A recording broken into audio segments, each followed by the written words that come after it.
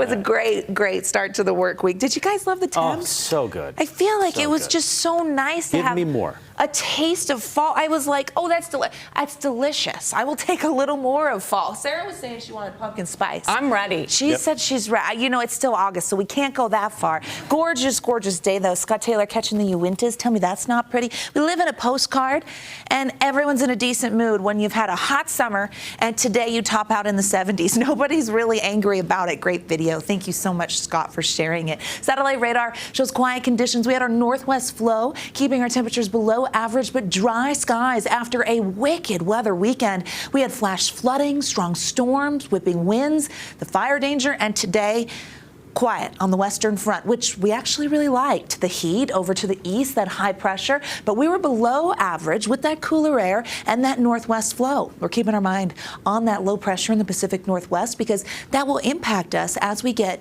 towards the midweek. So some changes brewing. Great sunset shot coming from North Ogden.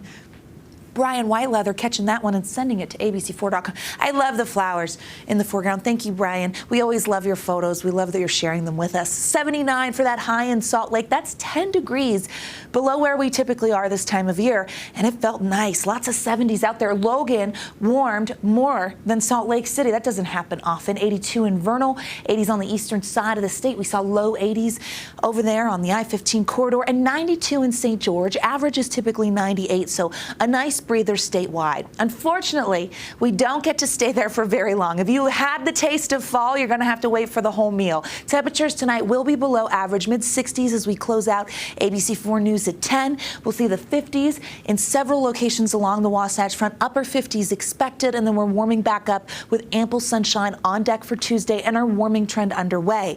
We bounce back to seasonal averages, and we actually stay over the next several days. That high temperature trend for the Wasatch Front gets us to average, which is 89 in Salt Lake City, and then we bump above it as we get through the work week and head into Labor Day weekend. Can you believe we're there? September is knocking, and I'm like, what? Hold on, don't blink. A lot happened as we made it through the summer. High temperature trend in St. George takes us above average. 98 is still the seasonal norm down in southern Utah. They get back to that tomorrow. Futurecast shows high pressure in control, a drier, more stable air mass over us, and as we trek towards the midweek, that area of low pressure I told you we were keeping our eye on sends through a dry cold front. So that front's going to sweep through the state midweek, and it will bring some impacts as we head into our Thursday. What I'm concerned about here ahead of the front is that we'll see winds picking up from the southwest. We already have dry conditions, so an elevated fire threat could come to fruition for some spots. Heads up there. Behind it, cooler air temperatures will drop maybe a few degrees, probably about 5 degrees, and we'll see those numbers cooling, but then bouncing right back. Big picture kind of shows you why we saw those pleasant conditions, this exiting area of low pressure with that front bringing in cooler air. This is where our next midweek cold front comes from. We've got high pressure to our south. Keep it on the move for the midweek. We get that system coming through, but it's dry, a little cooler Thursday, and then as we head towards Friday and Labor Day weekend, that warming trend comes back. Now, there is a slight chance we could see a little moisture. First week of September, bringing in above average temperatures, meaning that we jump to average and then keep warming above it. Precipitation-wise, this is a long range here, but it includes the Wasatch Front and eastern Utah and brings the above average chance, meaning that storms do make a return. And we're going to see that in the south. It's just a slight chance right now, but I like to forewarn you early as we head towards Labor Day weekend if you're planning, because we're all planning. Never too early to start planning for that weekend. 80s for tomorrow, close to average, 93 in Moab, 98 in St. George. Taking a look at the next several days, we do see triple digits coming back to the south. Slight chance of storms returns Friday, sticks around for the entire Labor Day weekend in southern Utah. In the north, we won't really see the chance for storms until Sunday, and then headed into the holiday.